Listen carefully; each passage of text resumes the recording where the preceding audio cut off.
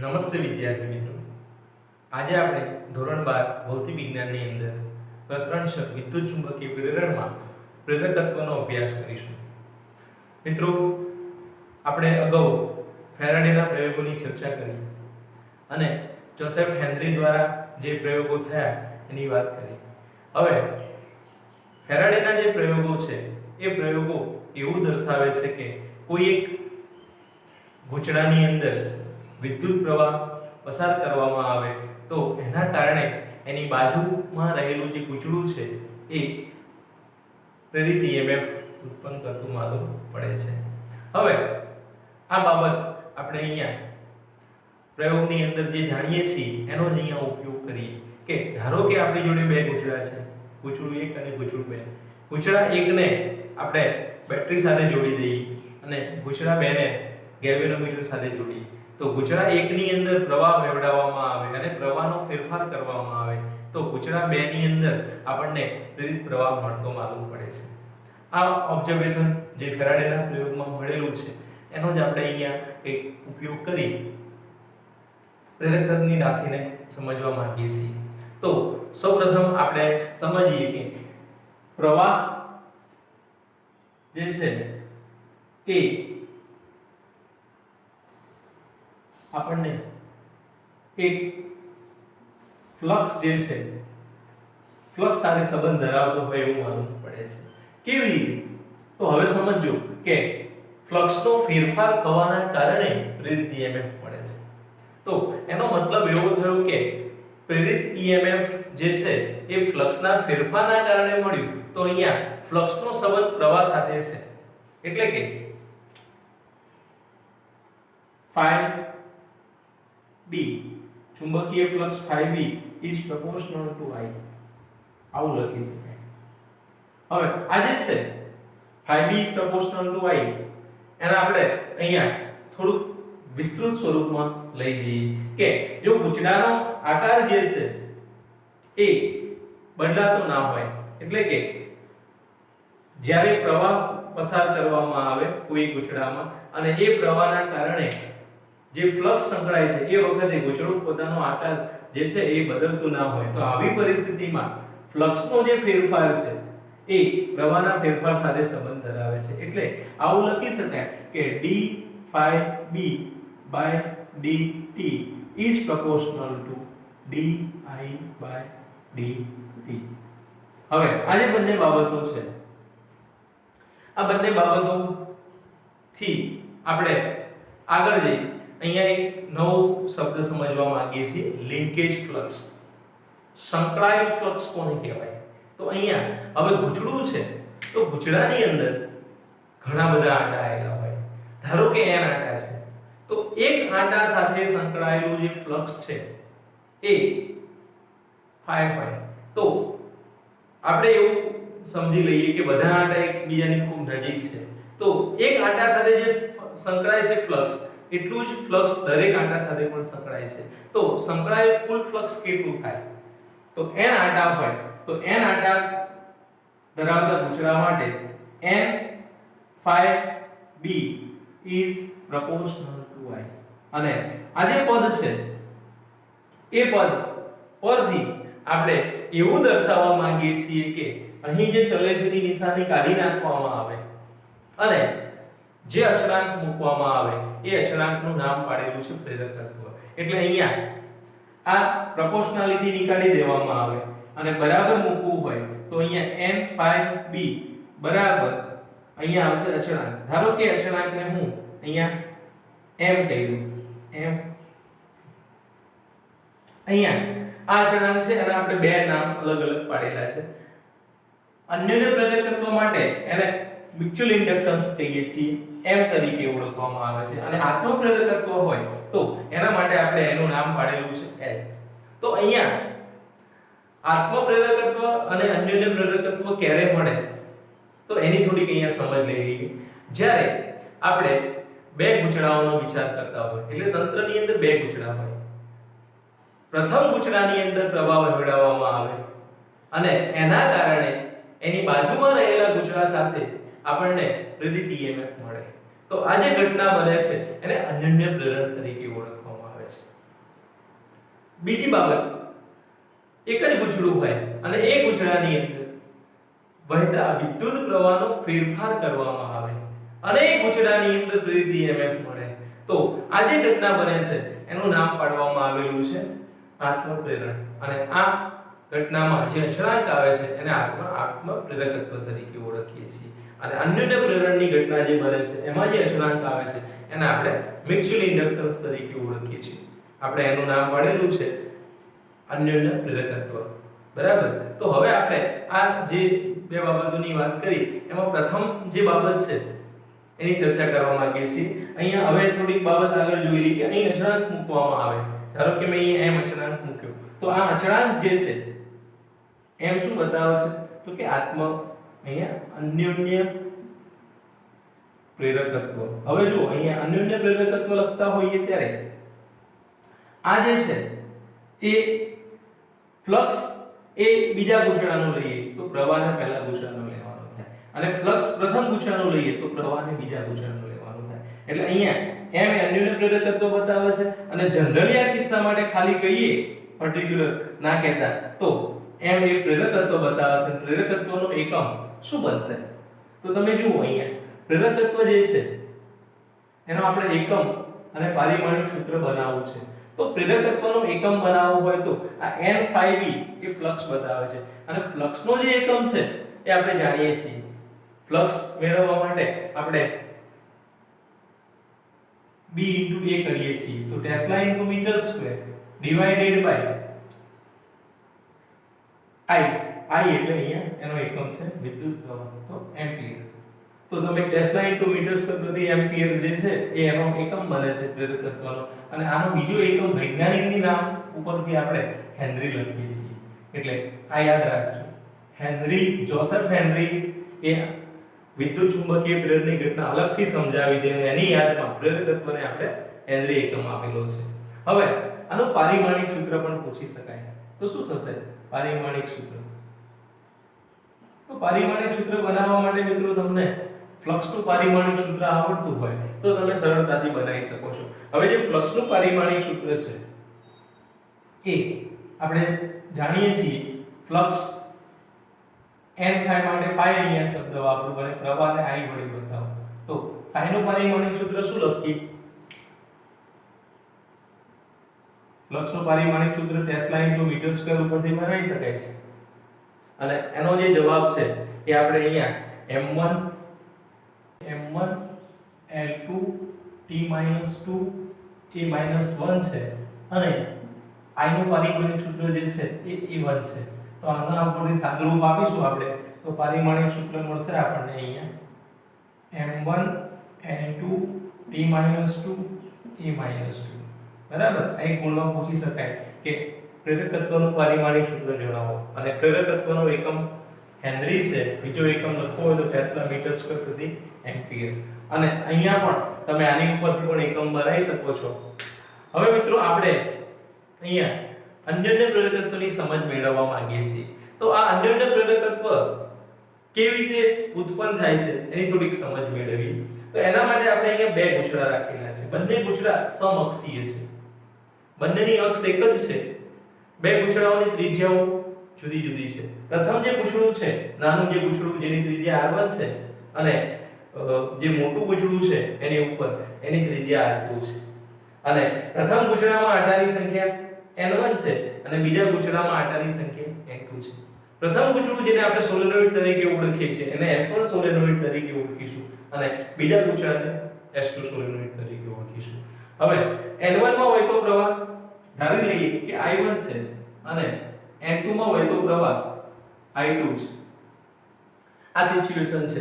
હવે આપણે અહીંયા સૌપ્રથમ જે પરિસ્થિતિ સમજવા માંગીએ છીએ એ અન્યોન્ય પ્રેરકત્વ માટે કોઈ એક ગૂંચળામાં પ્રવાહ વહી રહ્યો છે એવું માની લઈએ. ધારો કે આપણે જે બીજું ગૂંચળું છે એમાં વહેતો જે વિદ્યુત પ્રવાહ છે એ I2 છે, એ આ માર્ગે ભ્રમણ કરતો કરતો અહીંયાથી બહાર નીકળે છે. તો એના કારણે જે ચુંબકીય ક્ષેત્ર ઉત્પન્ન થાય છે એ સોલેનોઇડની અંદરના ભાગમાં હશે, અને જેનો જવાબ આપણને ખબર છે કેટલો બનશે. તો એનો જવાબ મેળવીશું તો B2 =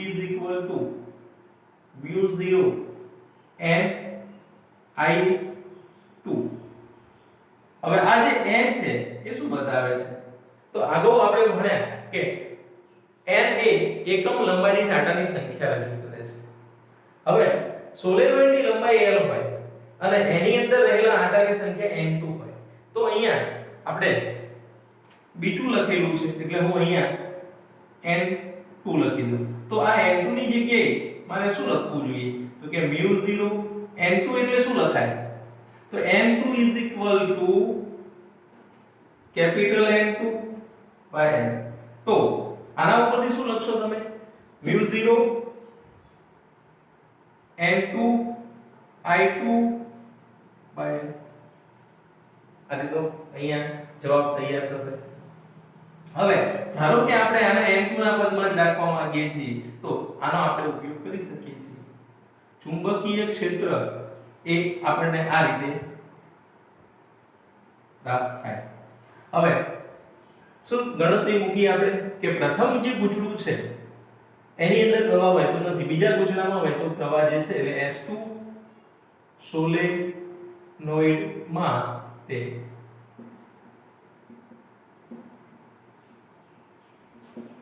I2 પ્રવાહ વહે ત્યારે S1 સાથે સંકળાયેલ ચુંબકીય ફ્લક્સ કેટલું થાય તો કે ચુંબકીય ફ્લક્સ N1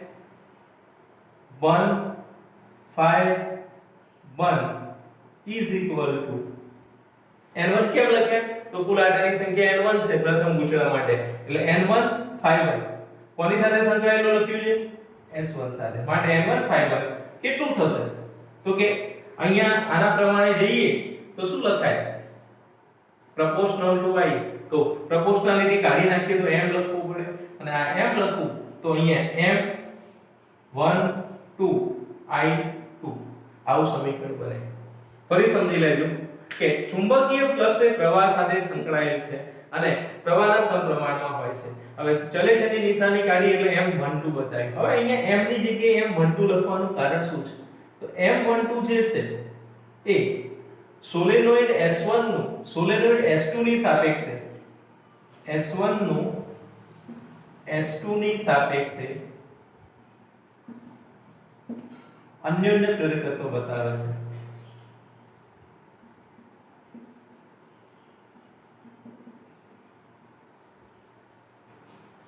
બરાબર અને હવે જે સમીકરણ મળેલું છે આ સમીકરણની અંદર આપણે N1 ∅1 નો જવાબ લખવા માંગીએ છીએ તો આને નંબર 1 આપી દઈએ અને N1 ∅1 કેટલા થાય એને આપણે શોધી લઈએ તો N1 ∅1 મિત્રો આ N1 જે છે એના અંદરથી હું એને સ્મોલ n માં લઈ જવા માંગતો હોય તો શું લખાય તો હમણાં મેં અહીંયા શું લખ્યું n2 બરાબર n2 by n તો n1 બરાબર n1 by n તો આની ઉપરથી તમે n1 ની જગ્યાએ શું લખી શકો આ કેપિટલ N1 છે એની જગ્યાએ તો n1 બરાબર n1 n small n1 into n એટલે આની જગ્યાએ શું લખી દઉં n1 into n ∅1 એટલે શું તો ∅ એટલે ચુંબકીય ફ્લક્સ આ ચુંબકીય ફ્લક્સ નું સૂત્ર તમે જાણો છો ∅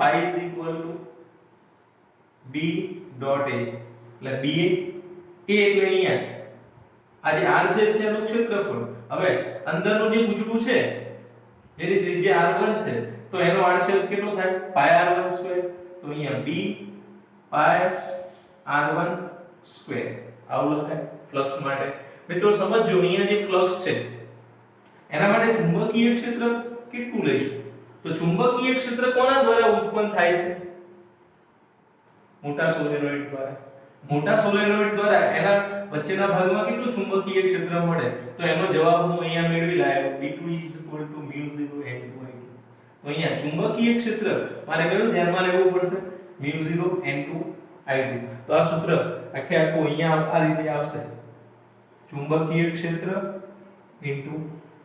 એરિયા એટલે અહીંયા A1 લખ્યું અને અહીંયા આનો જવાબ સાદરૂપ આપીશું તો n1 ∅1 n1l b ની જગ્યાએ શું મૂકી દઉં પાઈ b ની જગ્યાએ μ0 n2i2 μ0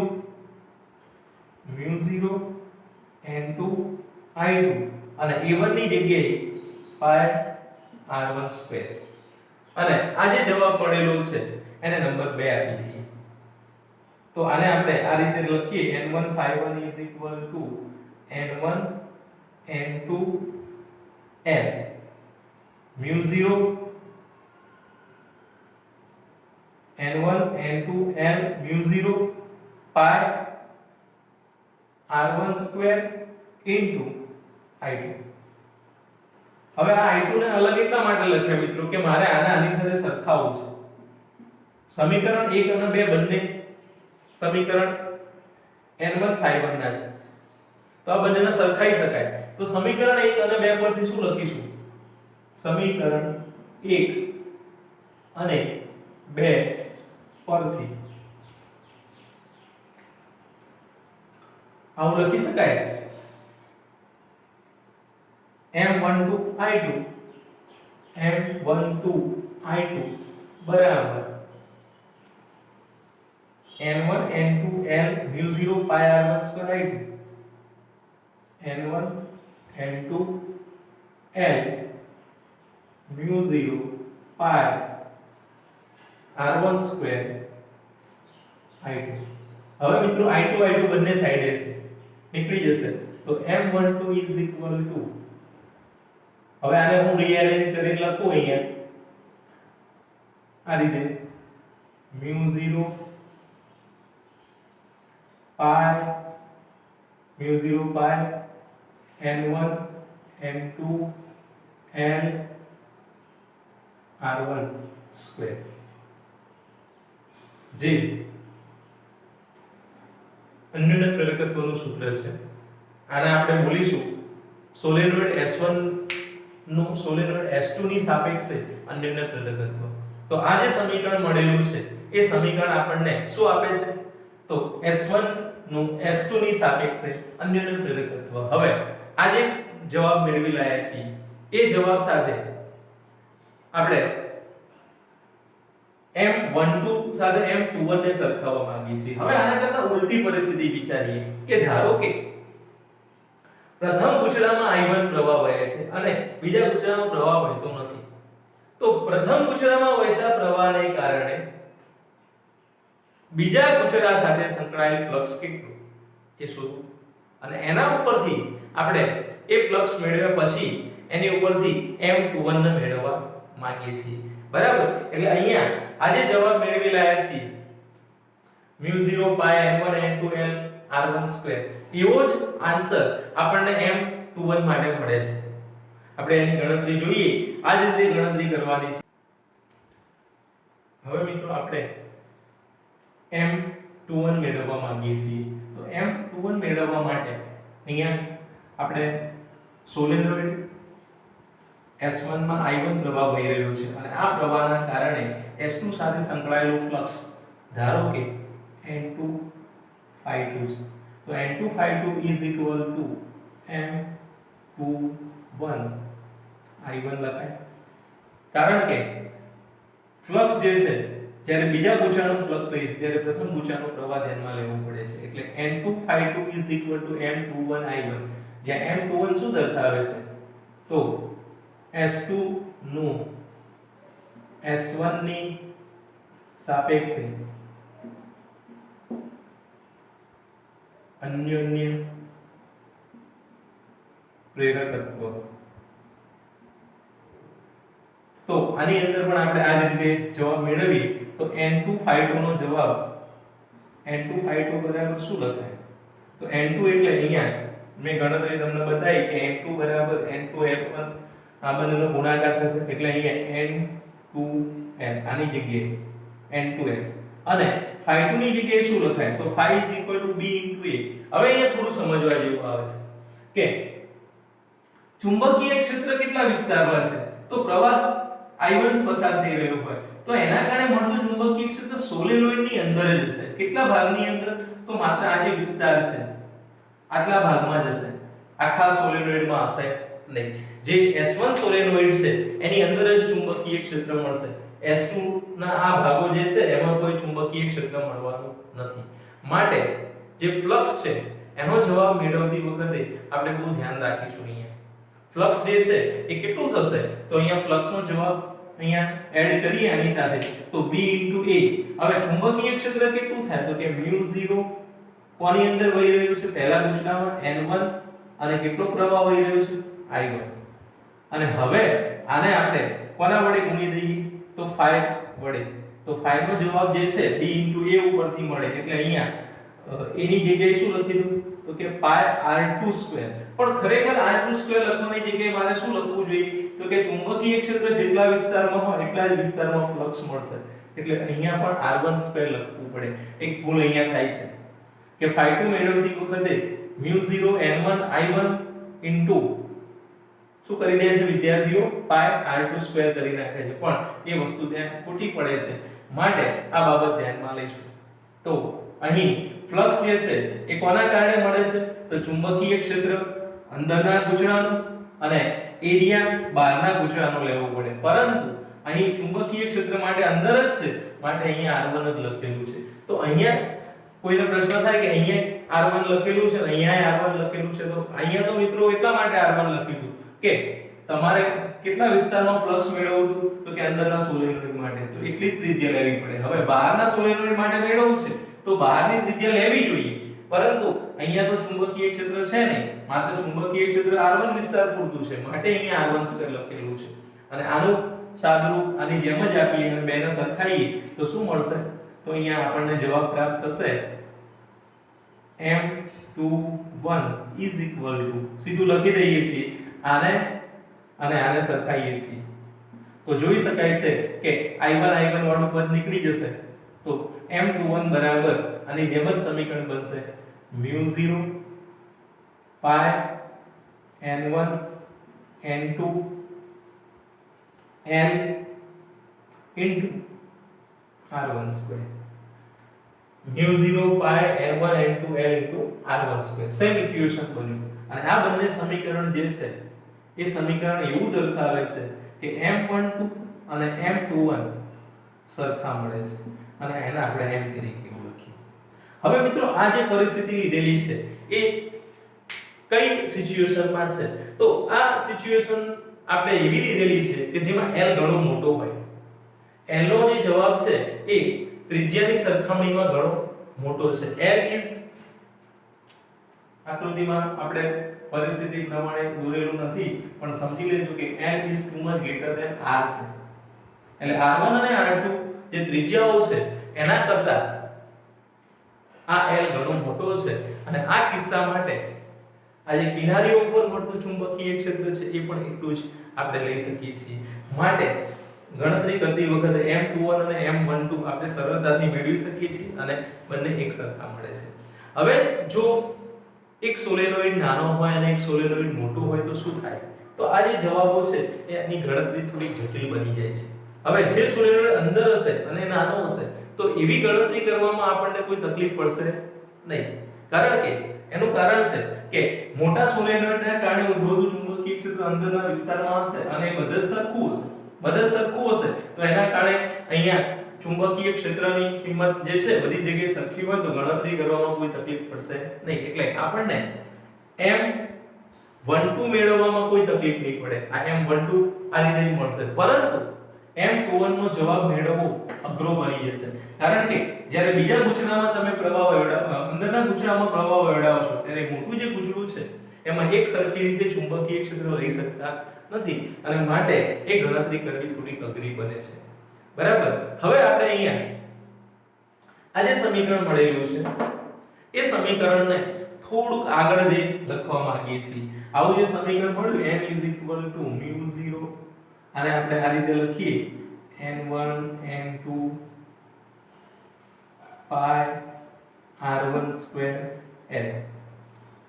આ જે સમીકરણ છે આ સમીકરણની અંદર આ સમીકરણ ક્યારે મળે છે? તો જ્યારે આ જે પૂંછડું છે એ હવાથી ભરેલું હોય, એટલે એની અંદર હવા હોય અથવા કઈ ના હોય, શૂન્ય અવકાશ હોય, ત્યારે આપણને આ સમીકરણ પ્રાપ્ત થાય છે મ્યુચ્યુઅલ ઇન્ડક્ટન્સ માટે.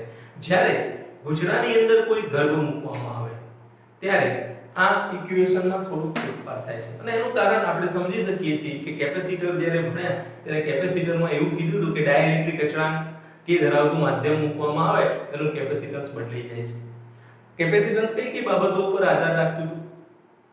તો આપણે એમાં કહ્યું હતું કે એનું પરિમાણ, એની વચ્ચેનું જે માધ્યમ અને પ્લેટોનું ક્ષેત્રફળ, બે વચ્ચે પ્લેટો વચ્ચેનું અંતર. તો એ જ અહીંયા અન્યોન્ય પ્રેરકત્વ પણ એ રીતે જ બદલાય છે.